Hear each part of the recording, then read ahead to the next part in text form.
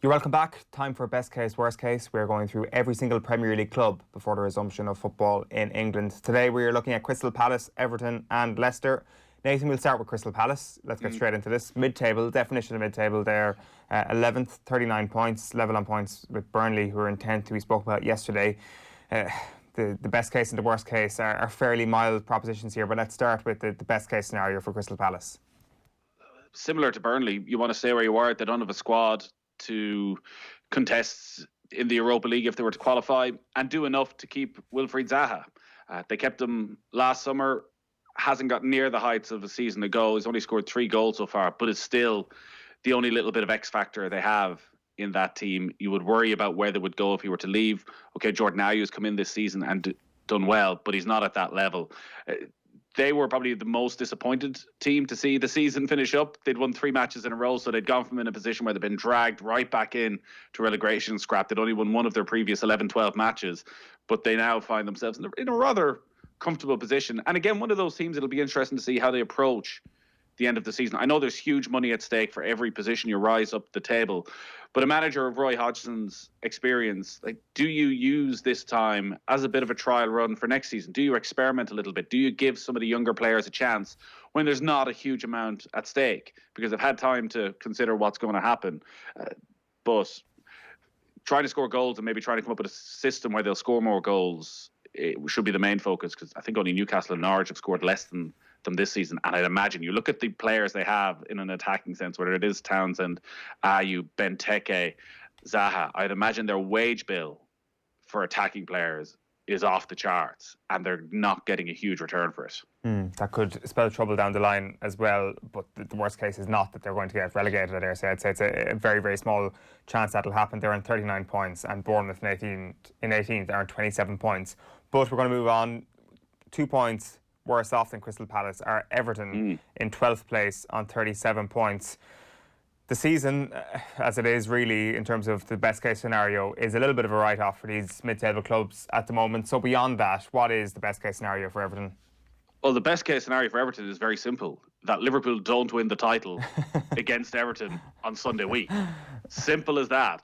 If Manchester City go and beat Arsenal on the opening night of the return, it's not going to be possible anyways, but that would be a disaster, an absolute disaster. While the Liverpool supporters may not get a chance to celebrate it right now, if they could win the title against Everton, potentially at Goodison Park, though I know there's a meeting this morning where it may take place at St Mary's, the Southampton ground, that game, but that's got to be their aim right now. It's sort of stuttered a lot over the last few weeks. Carlo Ancelotti came in initially, managed to start producing some decent runs, but 1 win in 10 before football split up. Our last game on off the ball was at Stamford Bridge. Their 4-0 defeat against Chelsea. And my preview, as always, was pretty shocking for that, because when you looked at the two teams, I touched on it yesterday, Chelsea were missing their entire first choice midfield. Everton were more or less at full strength, and they were dominated by a really young, energetic Chelsea side. And a lot of the same problems are still there. They've huge issues in the middle of midfield. Andre Gomez only returning. Is he at the level where he can run a game? Gylfi Sigurdsson, so flaky. They've so many attacking players who you just can't trust, with the exception, I think, of Richarlison, who I would have as arguably the best player outside the top 6 and somebody they may struggle to hold on to if teams are looking around during the summer. Now, they spent a lot of money, so they'd be looking for a lot of money for him. But Richarlison consistently delivers, has scored a lot of goals.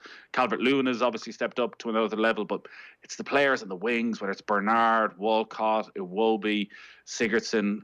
You've no idea. You've no idea if they're going to turn up and perform on the day. So they're safe, but Everton are a team, again, looking at their wage bill, who should be a top table side. And the worry and the frustration is that, having initially come in, and it was a disaster under Marco Silva and was only getting worse, that they seem to be back to the same old failings. And how many times we heard Seamus Coleman in post-match interviews bemoaning the lack of consistency, the lack of fight, the frustration that is there. How much is he going to play, Nathan? To be there again. How much is Coleman going to play? Well, he wasn't playing just before we wrapped up. I know he had an injury for that game against Chelsea, but the couple of matches before that he hadn't started. He'd been in and out. It's either himself or Jibril Sidibe. Sidibe's on loan. You assume they will extend the loan past the 30th of June. They have an option to buy him for 13 million from Monaco. That may well decide how much he plays over the next couple of seasons. Coleman's it's chalk and cheese in terms of defending and defensive ability. Coleman is a far, far better defender than Sidibe. He's an absolute liability, but in an attacking sense, Coleman probably doesn't have the vibrancy that he once had bombing forward, and Sidibe most certainly does. They did try them on the same side for a while, and it was okay, but I'm not sure what will have happened during the break, whether or not Carlo Ancelotti is going to keep trying with real attacking full backs on both sides with Luca Digne on the other, or whether he thinks, actually, you know what, I need to get to grips with this over the last 9-10 games of the season, and I need the guy who I can trust will put in a really good performance day in, day out. Coleman, I keep saying this, Coleman's had very few off days. Yeah. It is that sense. He's been there so long, something bright, new and shiny comes in, and we prefer that. But like Sidibe, I think teams time and time again will target him. Finally then, Leicester City, run through the best case scenario here and the worst case scenario for us. Best case scenario for Leicester is they stay where they are and they finish inside the Champions League positions. It'd be a massive achievement for Brendan Rodgers, and one they would thoroughly deserve. They play scintillating football and they have the quality. You look through that side from top to bottom, there's still a core there of players who won the Premier League. Schmeichel is one of the best keepers in the Premier League. Johnny Evans and Sayunshu, again, as a centre-half partnership, are right up there. And so much brilliant young attacking talent in midfield from Tielemans, Harvey Barnes, James Maddison, all feeding in to Jamie Vardy. They're a brilliant, brilliant team to watch, and I really do hope they see it out. They obviously had some difficulties before the break. They'd only won 1 of 5. They'd lost to Manchester City. They'd drawn with Wolves and Chelsea, the teams around them. They've got Watford, Brighton, Chelsea, Everton first up. If they can win those games against Watford and Brighton and get a bit of momentum back, you would expect they should have enough. And we still don't know whether it's top 4 or top 5, but there's no question they've been one of the top 3 teams in the Premier League. And maybe best case scenario is that Manchester City take their eye off the ball slightly, start thinking about Europe as the season wears on, and they can push themselves up and finish in second, which would be an unbelievable achievement for Leicester. I think third, if they finish third, if they stay where they are, they'll be very happy with that. Worst case scenario is that it sort of crumbles and they somehow end up missing out. Yeah. And then where does that go in the summer? Because even though they've won the Premier League within the last 5 years, all their best players are consistently linked with a move away. And like James Maddison, probably the most enjoyable player to watch outside of Liverpool and Manchester City. Brilliant personality as well. Seems to have an awful lot to say for himself.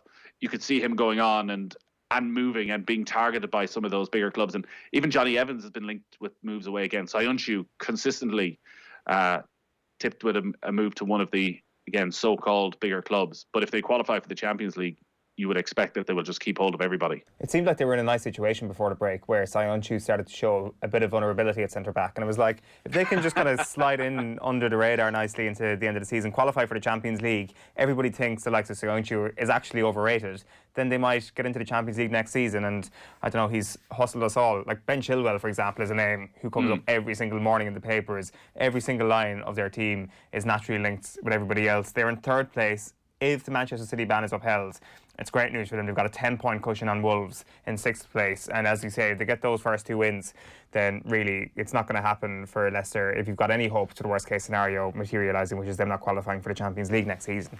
But that is they have money. They have money, and they can go and spend it. But they've also shown, even after they won the league, selling Kante, selling Mahrez, that when the big offers come in, they'd be foolish not to take them. Yeah. So I do wonder if it's keep most, but maybe sell 1 or 2. For sure, that's probably the way to go. That is best case, worst case scenario for today. Tomorrow it is Liverpool, Manchester City and Manchester United. That is the thing about doing these things in alphabetical order. You get one heavy hitter in the middle and you're going to miss it, Nathan, unfortunately. Stephen Doyle will be with us to run the rule over those 3 teams.